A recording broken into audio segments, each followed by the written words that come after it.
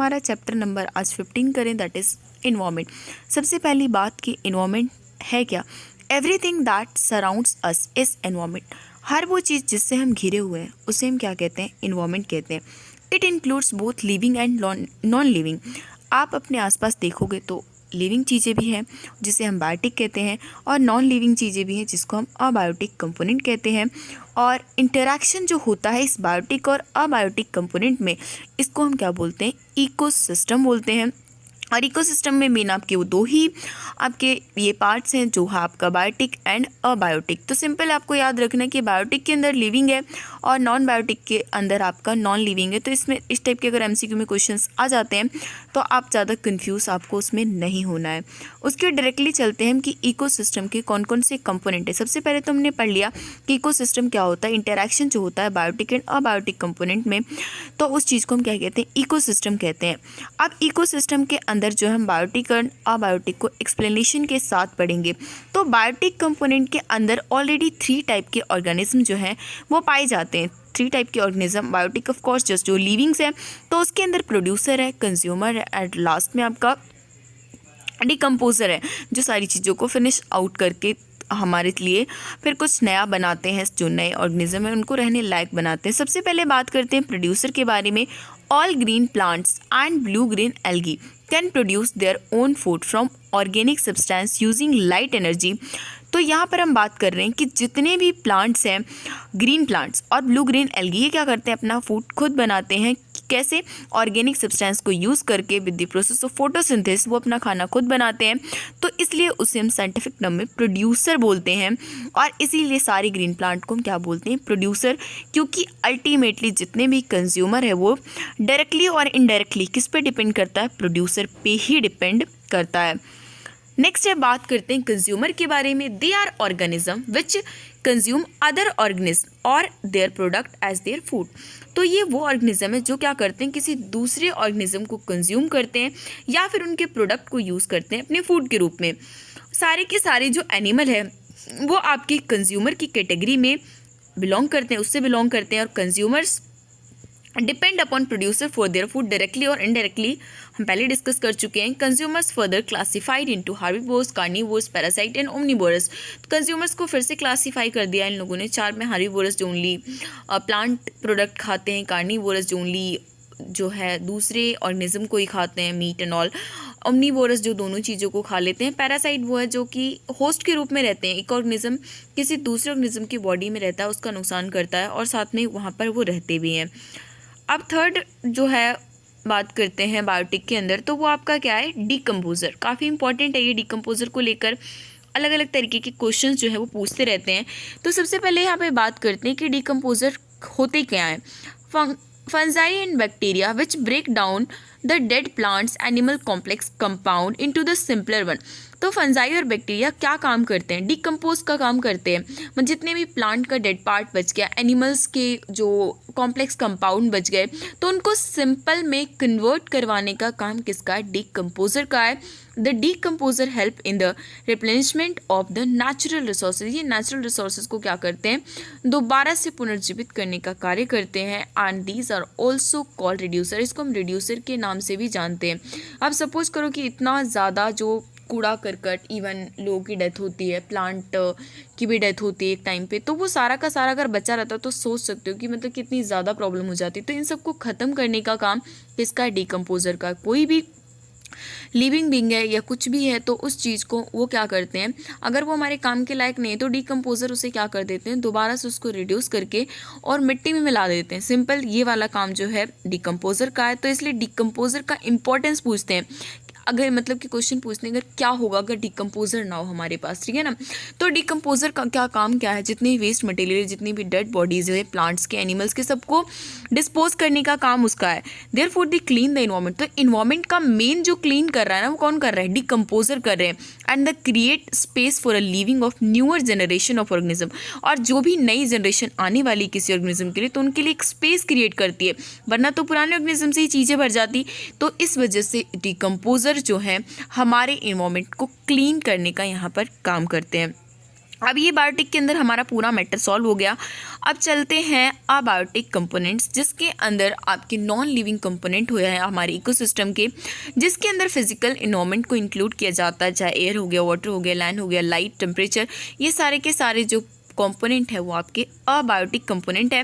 हालांकि जितने भी बायोटिक कंपोनेंट है उनको ज़रूरत है इन सब चीज़ों को, पर इनको ज़रूरत नहीं इन चीज़ की। इस बात का ध्यान रखना है कि बायोटिक को तो अबायोटिक की ज़रूरत है, बट अबायोटिक को जिंदा रहने के लिए इन चीज़ों की ज़रूरत नहीं होती है। Next move to our next topic, that is food chain. Food chain क्या होता है? The sequence of living organism in a community in which one organism consume another organism to transfer food energy। एक ऐसा sequence होता है living organism का जिसमें क्या होता है कि एक ऑर्गेनिज्म दूसरे ऑर्गेनिज्म को कंज्यूम करते हैं और अपनी फूड एनर्जी को ट्रांसफ़र करते हैं, तो उसको हम क्या कहते हैं? फूड चेन कहते हैं। फूड चेन आपका सिंपली है कि किसी एक चीज़ को उसने खाया, उसको किसी और ने खाया, उसको किसी और ने खाया। जैसे यहाँ पे ग्रास है, ग्रास को इंसेक्ट ने खाया, इंसेक्ट को फ्रॉग ने खाया, फ्रॉग को किसने खा लिया?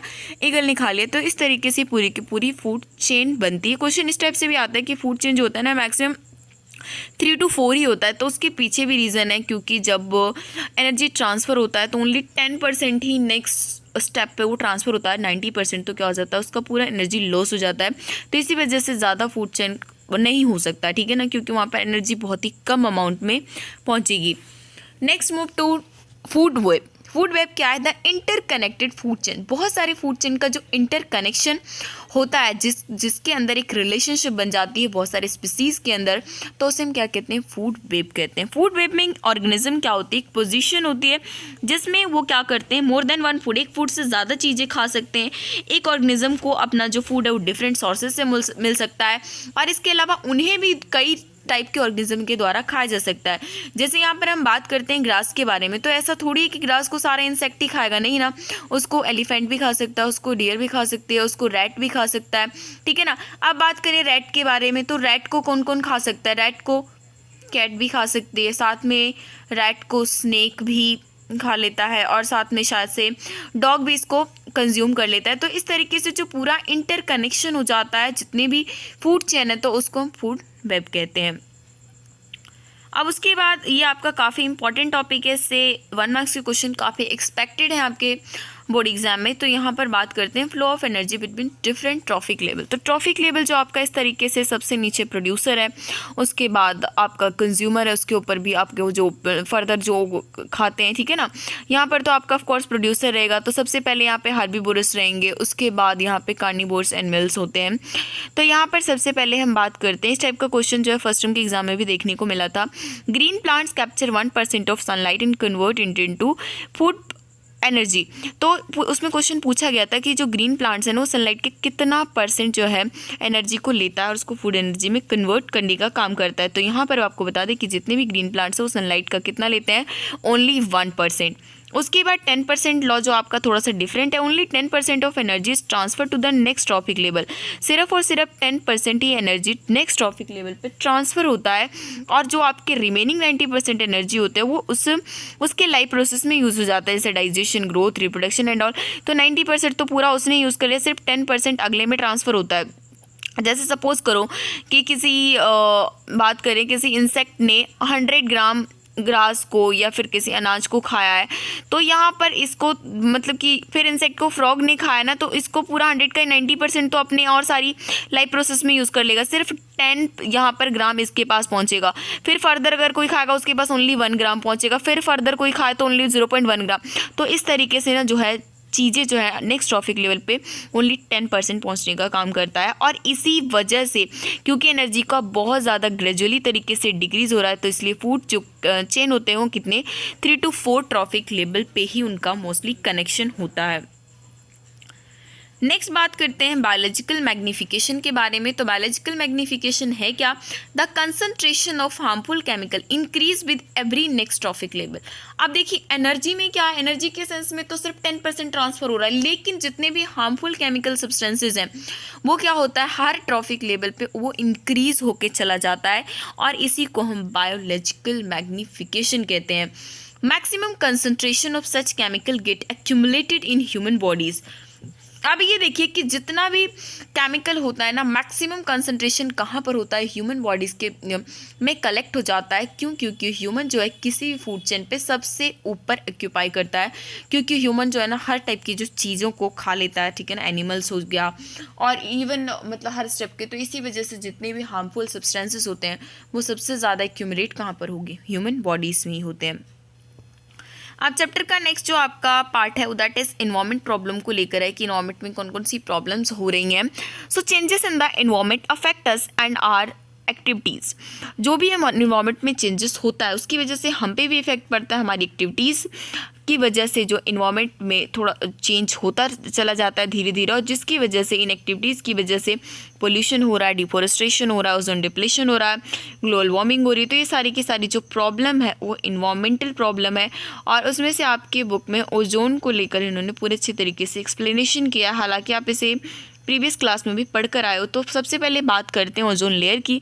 ओजोन लेयर है क्या? एक प्रोटेक्टिव ब्लैंकेट है जो हमारे अर्थ के अराउंड है, जो क्या करता है, जितने भी हार्मफुल अल्ट्रा वायलेट रेज आते हैं उसको एब्जॉर्ब करने का काम करता है। और अल्ट्रा वायलेट रेज आता कहाँ से है? सनलाइट से इसकी रेडिएशन आती है। और जो हमारा ओजोन लेयर है वो क्या करता है, लिविंग विंग्स को प्रोटेक्ट करता है बहुत सारे हेल्थ हज़ार से, क्योंकि यूवी रेज की वजह से पब्लिक को skin cancer, cataract, destruction of plants है, ये सारी जो प्रॉब्लम है वो हो सकती हैं। अब ओजोन का जो केमिकल फॉर्मूला है वो आपका क्या है? O3 है, जो कि प्रेजेंट होता है आपके सबसे हायर लेवल ऑफ एटमॉस्फेयर में, दैट इज स्ट्रेटोस्फेयर।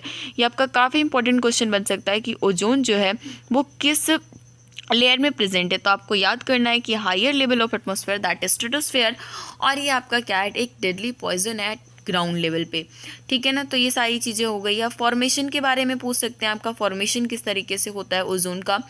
तो ओजोन का फॉर्मेशन कुछ इस तरीके से होता है, आपको हमें पता है हमारे अर्थ पे ऑक्सीजन तो है ही ऑफ कोर्स, लेकिन जो स्ट्रेटोस्फेयर में यूवी रेडिएशन की वजह से जो O2 के मॉलिक्यूल्स होते हैं, ऑक्सीजन हमेशा डबल बॉन्ड के साथ रहते हैं, तो O2 के मॉलिक्यूल्स जो अल्ट्रावायलेट रेज की वजह से क्या होते हैं, टूट कर O और O सिंगल सिंगल O बना लेते हैं। These oxygen atom then combine with oxygen O2, और इसके बाद ये जो सिंगल वाले हैं वो क्या करते हैं, O2 के साथ कंबाइन करके क्या बना लेते हैं, O3, दैट इज ओजोन का वहाँ पर फॉर्मेशन हो जाता है। तो यही दोनों पॉइंट्स को आपको बताना होगा अगर ओजोन फॉर्मेशन के बारे में आपसे क्वेश्चन पूछते हैं। नेक्स्ट आपका डिप्लेशन को लेकर क्या क्या डाटा है। The decrease in the thickness of ozone layer over Antarctica was first observe. जो सबसे पहले ऑब्जर्व किया गया कि ओजोन जो लेयर है उसको वो क्या हो रहा है कि पतला होता जा रहा है। ऐसा नहीं कि ओजोन में छेद हो रहे हैं, वो उसकी जो थिकनेस है वो धीरे धीरे क्या हो रही है, कम हो रही है। तो यहाँ पर उसको सबसे पहली बार ऑब्जर्व किया गया था अंटार्कटिका में 1985 में, और जिसको उन लोगों ने ओजोन होल टर्म दिया। बट ऐसा नहीं है कि उसमें छेद हुए पड़े, सिर्फ जो उसकी लेयर है वो क्या हो रही है, पतली हो रही है धीरे धीरे। This decrease was link to excessive use of synthetic chemical like, और इस डिक्रीज को किससे लिंक किया, उन लोगों ने CFC से, क्लोरोफ्लोरोकार्बन को, जिसको यूज़ करते हैं रेफ्रिजरेटर में, AC में, फायर एक्सटिंग्विशर में, एरोसोल स्प्रेज में। तो इन सारी चीज़ों में यूज़ किया जाता था। हालांकि धीरे धीरे इसको रिप्लेस भी किया जा रहा है। रेफ्रिजरेटर में तो कम्प्लीटली CFC का यूज़ बंद कर दिया गया है। उसके बाद इस चीज़ को लेकर पूरा इंटरनेशनल लेवल पर मीटिंग हुई थी। यूनाइटेड नेशन एनवायरनमेंट प्रोग्राम ने पूरा एक एग्रीमेंट किया था कि ताकि आप क्या करो, CFC के प्रोडक्शन को स्टॉप करो, और ये 1986 में हुआ था, जिसको हम क्योटो प्रोटोकॉल के नाम से भी जानते हैं, जिसमें सारी कंट्रीज़ ने पार्टिसिपेट किया था। तो UNEP का फुल फॉर्म भी आपसे पूछ सकते हैं CFC को लेकर, या फिर ओजोन को लेकर कौन सा प्रोटोकॉल साइन किया गया था सारी कंट्रीज, तो दैट इज़ क्योटो प्रोटोकॉल। तो ये भी छोटे छोटे टर्म्स हैं, वो आपको अच्छे तरीके से पता होना चाहिए। अब इस चैप्टर का आपका लास्ट टॉपिक है दैट इज़ गार्बेज डिस्पोजल को लेकर है कि आपका गार्बेज डिस्पोजल बेसिकली है क्या, ठीक है ना। तो garbage disposal that is improvement in life style have resulted in accumulation of large amount of waste material. अब हमारी लाइफ स्टाइल में धीरे धीरे क्या हो रही है, इंप्रूवमेंट हो रही है, जिसकी वजह से हम बहुत सारा वेस्ट मटेरियल इकट्ठा करने लग गए। अब कई पुराने साल में चले जाओगे ना, पॉलीथीन बड़ी मुश्किल से ही मिला करता था। तो अभी देखो पॉलीथीन, हालांकि फ़िलहाल जो रोकने की बात चल रही है, बट इतना सक्सेसफुल नहीं हो पाता है, क्योंकि पब्लिक उस चीज़ की आदी हो चुकी है। इतना सारा इलेक्ट्रॉनिक सामान हम वेस्ट में यूज़ करते हैं। तो हमारी लाइफस्टाइल में इम्प्रूवमेंट के साथ जो है हमने बहुत सारा जो वेस्ट मटेरियल इकट्ठा कर लिया है, और इसके अंदर आपके जो को ऑफकोर्स मैनेज करने की ज़रूरत है, क्योंकि कई सारे जो गार्बेज है यहाँ पर नॉन बायोडिग्रेडेबल है। तो वेस्ट जो आपके 2 टाइप्स के हैं, एक तो आपका बायोडिग्रेडेबल है, दूसरा है non biodegradable. Biodegradable substances which can be decompose by the action of microorganism. अब बायोडिग्रेडेबल आपके वो सब्सटेंस है जो कि डिकम्पोज कर सकते हैं उनको माइक्रोऑर्गेनिज्म। तो और जैसे आपकी फ्रूट्स हैं, वेजिटेबल के पील्स हैं, कॉटन है, जूट है, डंग है, पेपर, इन सब का क्या होता है, ईजिली जो है डिकम्पोज हो जाता है। तो ये सारी चीज़ें हमारे इन्वायरमेंट के लिए इतनी खतरनाक नहीं है, लेकिन खतरनाक कौन सी है, ये नॉन बायोडिग्रेडेबल है। Substance which can not be decompose by the action of microorganism are called non biodegradable waste. जैसे आपका एक प्लास्टिक हो गया, पॉलीथीन्स हो गया, मेटल्स हो गए, सिंथेटिक फाइबर्स हो गया, रेडियो एक्टिव वेस्ट हो गए, पेस्टिसाइड, तो इन सब का क्या है, ये माइक्रोऑर्गेनिज्म इनको डिकम्पोज नहीं कर पाते हैं, और करते भी हैं तो बहुत ज़्यादा टाइम लग जाता है। और प्रॉब्लम तो तब होती है जब पब्लिक क्या करती है, इन दोनों वेस्ट को मिक्स कर देती है, और मिक्स करने के केस में बहुत ज़्यादा बड़ी प्रॉब्लम जो है यहाँ पर क्रिएट हो जाती है। अब बात करें कुछ मेथड्स जो है वेस्ट डिस्पोजल के लिए आपके सिलेबस में दिए हुए हैं। तो वेस्ट डिस्पोजल का जो कुछ मेथड्स हैं, तो उसमें आपका फर्स्ट है क्या, बायोगैस प्लांट। जितने भी आपके बायोडिग्रेडेबल वेस्ट है उसको हम बायोगैस में यूज़ कर सकते हैं, क्योंकि उससे सबसे पहली बात तो हम इलेक्ट्रिसिटी भी बना लेते हैं, और साथ में उसका बचा खुचा जो स्लरी होता है उससे हम मैन्योर भी बना लेते हैं। 14 चैप्टर में हमने काफ़ी अच्छी तरीके से इस टॉपिक को पढ़ा था। उसके बाद क्या है आपका sewage treatment plant. The drain water can be cleaned in a sewage treatment plant before adding it to. जितने भी ड्रेन वाटर होते हैं, नालियों का पानी सीधे नदी में ना छोड़कर उसे क्या करना चाहिए, सीवेज पहले ट्रीटमेंट में सफाई करनी चाहिए, उसके बाद उसे रिवर में ऐड ऑन करना चाहिए। थर्ड आपका जो मेथड है that is land fillings. The waste are buried in a low lying areas and are compacted by rolling with bulldozers. ठीक है ना। तो इन लोगों ने कहा कि जितने भी वेस्ट होता है उसको क्या करना चाहिए, जो लो लाइंग एरियाज़ हैं वहाँ पे उसको दबा देना चाहिए और उसको रोल कर देना चाहिए बुलडोजर से, क्योंकि फर्दर बट ये सारे जो वेस्ट वगैरह हैं ये आपके उसी टाइम पे काम आते हैं जब आपके पास जो वेस्ट है वो बायोडिग्रेडेबल है। नॉन बायोडिग्रेडेबल के केस में तो आप कुछ भी करो आपके लिए खतरनाक है, उसको तो सिर्फ यही कर सकते हो, आप उसको रिसाइकल या रीयूज़ कर सकते हो। नेक्स्ट आपका composting. Organic waste are filled in the compost pit and covered with the layer of soil. लगभग आपको लैंड फिलिंग्स की तरह ही है। After about 3 months garbage changes. और इसमें भी क्या होता है, 3 महीने के बाद जो गार्बेज है वो कम्प्लीटली मैन्योर में चेंज हो जाता है और उसको फर्दर आप यूज़ कर सकते हो अपने खेतों के लिए, क्रॉप के लिए, या फिर वहीं पे आप क्या कर सकते हो, प्लांटेशन स्टार्ट कर सकते हो। फिफ्थ पॉइंट है रिसाइकलिंग। जितने भी आपके नॉन बायोडिग्रेडेबल वेस्ट है उसको रिसाइकल कर सकते हो न्यू आइटम्स को बनाने में, क्योंकि उसको जो इन्वायरमेंट है, मैक्रोनिज्म है, उसको डिकम्पोज तो कर पाएगा नहीं। और सिक्स सबसे बेहतरीन that is reuse. It is the conventional technique to use an item again and again. तो मतलब जो चीज़ें हैं उसको हमें कई बार यूज़ करना चाहिए जब तक पॉसिबल हो। जैसे हम न्यूज़पेपर को यूज़ करते हैं एनवलप्स बनाने के लिए, या फिर कोई भी कंटेनर हमारे पास आता है उसको हम बार बार यूज़ करते हैं। तो इस तरीके की जो चीज़ें हैं उससे हम क्या कर सकते हैं, थोड़े से जो है वेस्ट डिस्पोजल कर सकते हैं। ठीक है, तो यही था आपका। कोई इतना बड़ा चैप्टर है नहीं, इसलिए हमारा ये पूरा कम्प्लीटली एक ही पार्ट में कवर हो गया है। तो बाकी वीडियो को लाइक कीजिए, अपने दोस्तों के साथ शेयर कीजिए, और चैनल को सब्सक्राइब नहीं किया है तो फटाफट से सब्सक्राइब कर लीजिए और बेल आइकन भी क्लिक कर दीजिए।